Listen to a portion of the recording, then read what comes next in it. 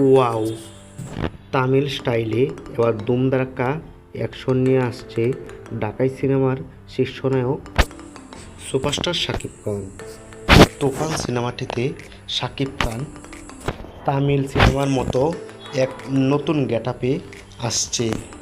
তুফান সিনেমাটিতে তামিল স্টাইলে সুপারস্টার শাকিব খানকে দেখা যাবে এক ভয়ঙ্কর সন্ত্রাসীর রূপ নিয়ে আসছে এবং তার চুলগুলো খুব লম্বা ও এলোমেলো, যা এর আগেও শাকিব খানকে কোনো ছবিতে দেখানো হয়নি।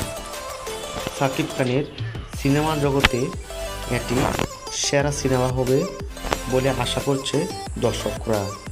অনেকদিন পর শাকিব খান অ্যাকশন পার্ট ছবি করছে এবং পরিচালক রায়হান রাফি এবং শাকিব খানের দুজনের একসাথে মিলল।